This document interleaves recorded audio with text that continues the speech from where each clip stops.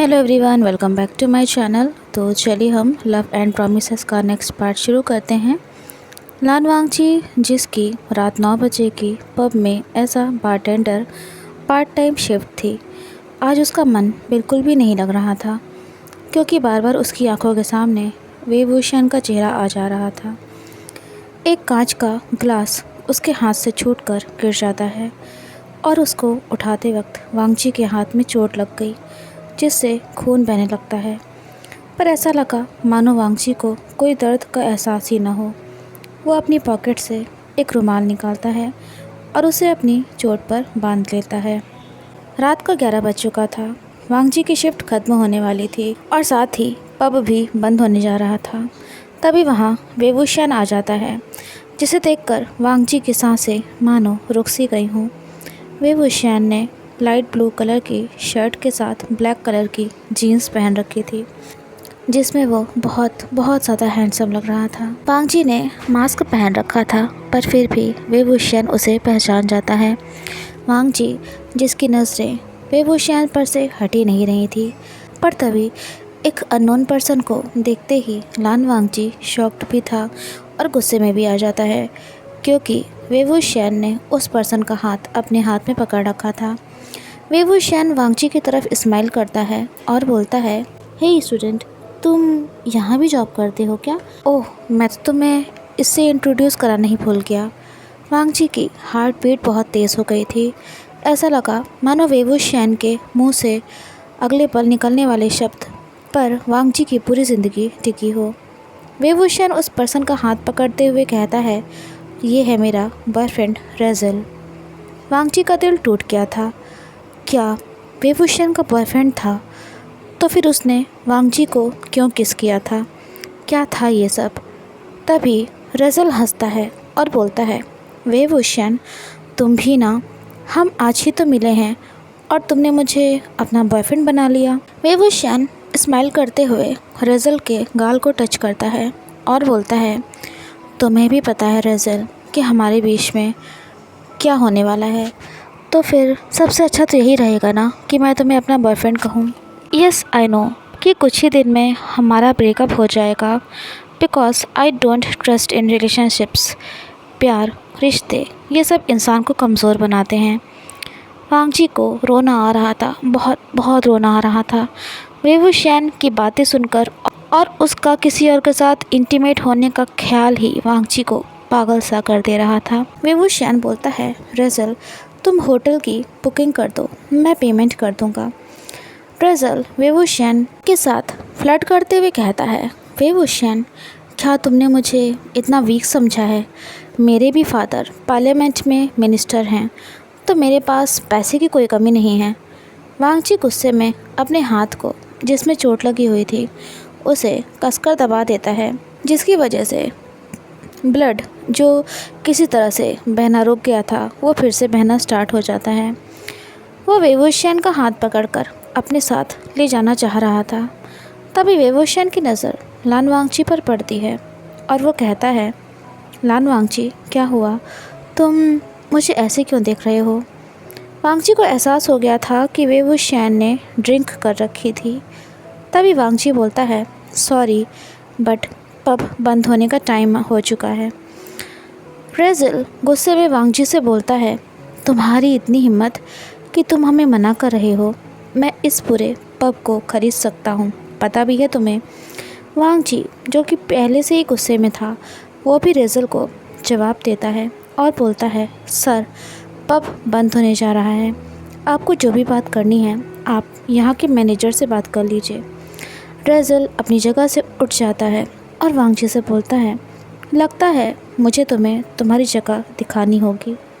ये कहते ही वो वांगची को मारने के लिए अपना हाथ उठाता है, पर बीच में ही वेवूशियन उसका हाथ पकड़ लेता है और उसे कसकर प्रेस करते हुए कहता है, हे रेज़ल, मैंने शायद तुम्हें बताया नहीं, पर मुझे बेवजह का वायलेंस पसंद नहीं है।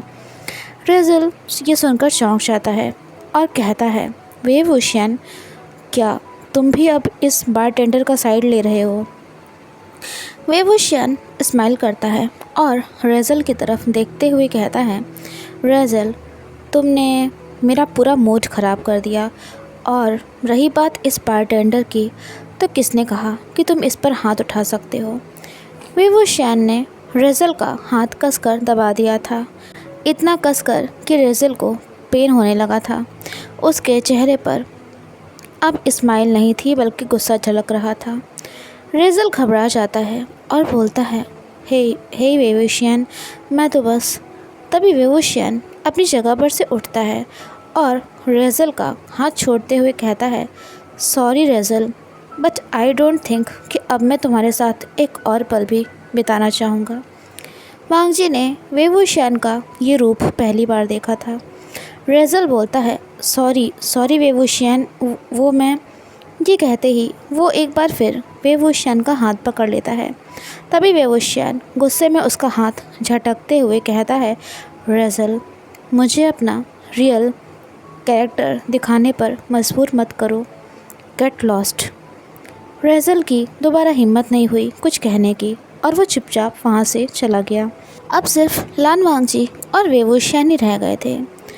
2 मिनट्स के बाद वेवूशियन अपनी नज़रें उठाकर लान वांगजी की तरफ देखता है और स्माइल करते हुए कहता है, हे स्टूडेंट लान वांगजी, सॉरी तुम्हें ये सब देखना पड़ा।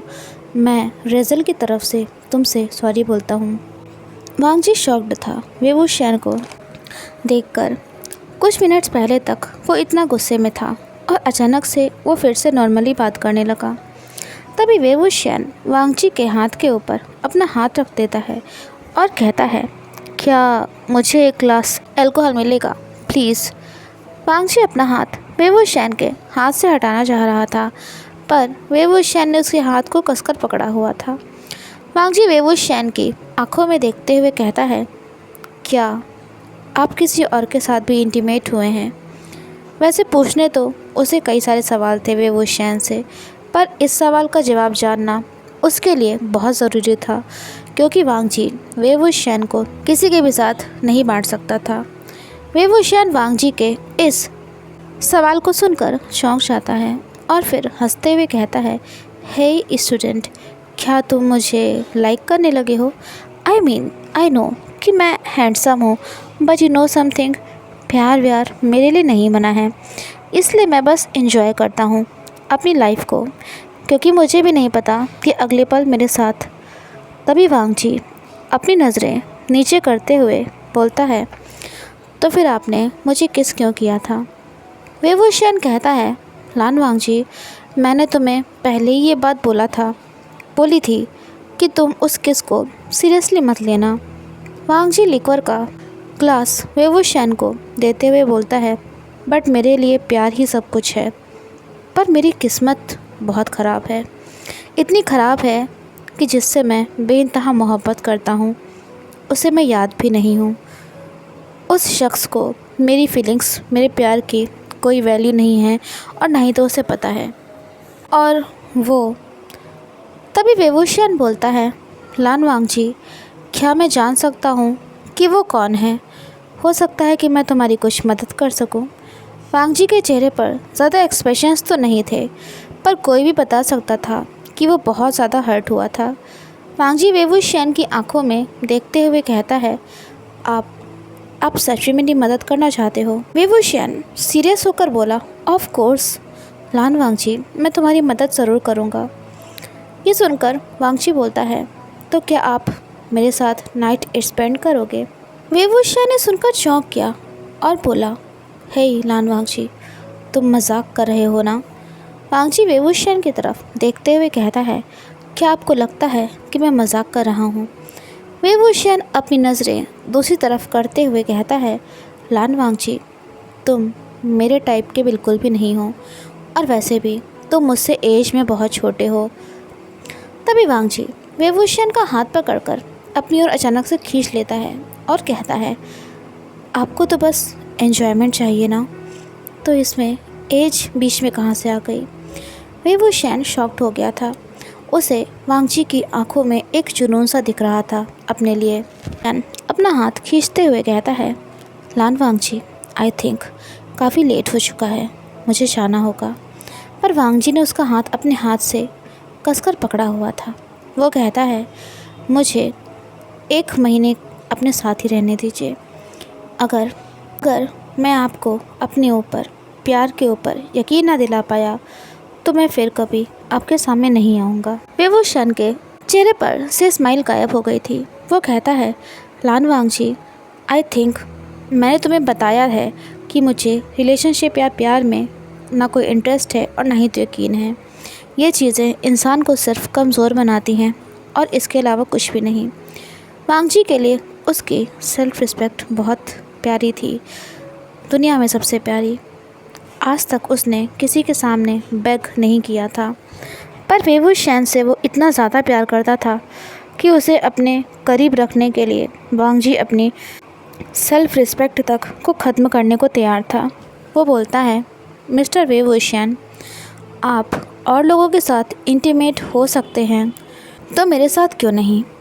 विभूषण वांगजी की तरफ देखता है और मन में सोचता है, क्योंकि लान वांगजी, तुम सबसे अलग हो। तुम्हारे अंदर कुछ ऐसा है जो मुझे तुमसे दूर रहने के लिए मजबूर कर रहा है।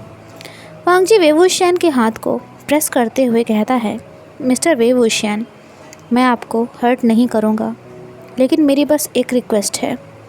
इस 1 महीने में आप किसी और को अपने करीब मत आने दीजिएगा, क्योंकि मैं आपके लिए बहुत बहुत पॉजिटिव हूँ। आई मीन अपनी चीज़ों के लिए। ये सुनकर विभूषण हंसता है और बोलता है, हे लान वांगजी, तुम मुझसे कुछ ज़्यादा ही नहीं एक्सपेक्टेशंस रख रहे हो। तभी उसे वांगजी की आंखें देखती हैं, जो कि शायद हल्की सी नम हो गई थी। वांगजी बोलता है, मिस्टर विभूषण, मैंने आपको ये बताया था कि जो मेरा है वो सिर्फ मेरा है। आपको मेरे करीब नहीं आना चाहिए था और ना ही तो मुझे किस करना चाहिए था। अब आप मुझसे दूर नहीं जा सकते हो।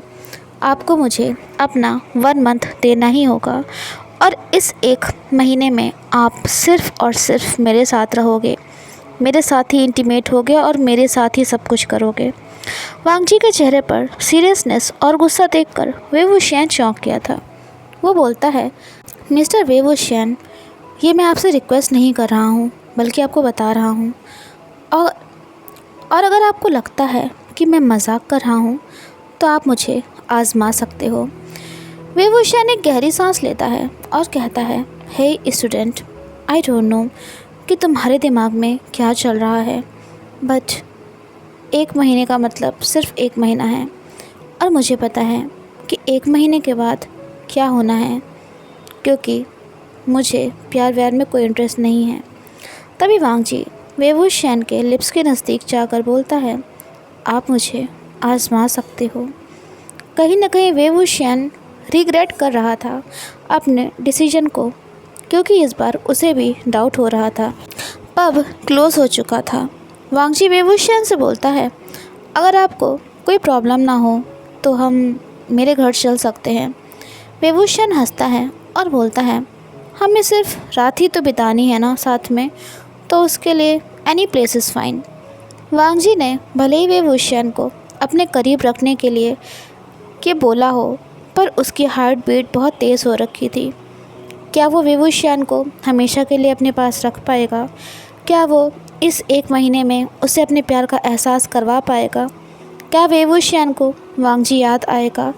ये सारे सवाल वांगजी को बहुत परेशान कर रहे थे। तभी विभूषण अचानक से वांगजी के सामने जाकर खड़ा हो जाता है और बोलता है, लान वांगजी, क्या तुम कार ड्राइव कर सकते हो? एक्चुअली मैंने थोड़ी सी ड्रिंक करी हुई है, इसलिए मैं। तभी वांगजी अपना हाथ आगे करते हुए कहता है, कार की चाबी दीजिए। विभूषण अपनी कार की कीज़ को अपनी पॉकेट से निकालकर लान वांगजी के हाथ में रख देता है। वांगजी कार ड्राइव कर रहा था और विभूषण अपना सर कार के शीशे से सटाकर रखे हुआ था। विभूषण बोलता है, लान वांगजी, क्या तुम्हें पता है कि मैं क्या काम करता हूँ? वांगजी कहता है, मैंने कभी किसी को उसके काम से जज नहीं किया है। विभूषण एक सार्कास्टिक स्माइल के साथ बोलता है, अगर तुम्हें पता चल जाता कि मैं कौन हूँ या मैं क्या काम करता हूँ तो तुम मेरे करीब कभी भी ना आते और ना ही तो। पर वांगजी विभूषण की बात का कोई जवाब नहीं दे रहा था। वो बस इतना ही कहता है, मुझे पता है कि आप कभी किसी के साथ गलत नहीं कर सकते हो, इसी बीच में वांग जी के फ़ोन पर उसके अंकल की कॉल आने लगती है, तो वांग जी तुरंत उस कॉल को काट देता है। ये देखकर वे वुशियन बोलता है, किसकी कॉल थी लान वांग जी? क्या तुम्हारी गर्लफ्रेंड की कॉल थी? वांग जी को न जाने क्यों वे वुशियन पर बहुत ज़्यादा गुस्सा आ जाता है। वो तेज़ आवाज़ में बोलता है, मिस्टर वे वुशियन, प्लीज़ अपनी सीट बेल्ट को टाइट कर लीजिए। ये कहते ही वांग जी कार की स्पीड तेज़ कर देता है। लगभग हाफ एन आवर ट्रैवल करने के बाद वो दोनों फाइनली लान वांग जी के घर पहुंच ही जाते हैं। वे वुशियन बोलता है, लान वांग जी, अभी भी तुम्हारे पास मौका है, तुम पीछे हट सकते हो। तो वांग जी वे वुशियन की तरफ देखते हुए बोलता है, मैं कभी भी अपनी बात से पीछे नहीं हटता हूँ और आपने मुझे अपना 1 महीना दिया है। ये कहकर वांग जी कार का डोर ओपन करके कार से बाहर निकल जाता है। वे वुशियन अभी भी कार में बैठा हुआ था। वो अपने केस से पर्पल कलर की टैबलेट निकालता है और उसे अपने माउथ में रख लेता है। वो अपनी आंखें बंद कर लेता है और धीरे से स्माइल करते हुए खुद से कहता है, वे वुशियन, इतने सालों में पहली बार आज तुम क्यों इतना कमज़ोर पड़ रहे हो? क्यों तुम्हें अपने ऊपर डाउट हो रहा है? क्यों तुम्हें ऐसा महसूस हो रहा है कि ये लान वांग जी तुम्हारी ज़िंदगी में तूफ़ान लाने वाला है? और ये भी हो सकता है कि तुम्हें इससे प्यार शब्द दिमाग में आते ही अचानक से वे वुशियन की आंखें खुल जाती हैं। वो बोलता है, वे वुशियन, तुम्हें याद है ना कि प्यार करने का तुम्हें क्या नतीजा मिला था? तुमने अपने उस अहम शख्स को खो दिया था। इसी वजह से तुमने कभी किसी को अपने करीब नहीं आने दिया। वे वुशियन, तुम्हें इस बात को मरते दम तक याद रखना है कि तुम अब दोबारा किसी से प्यार नहीं कर सकते हो, कभी भी नहीं, किसी भी हाल में नहीं। वे वुशियन कार का डोर ओपन करता है और कार को लॉक करके घर के अंदर चला जाता है।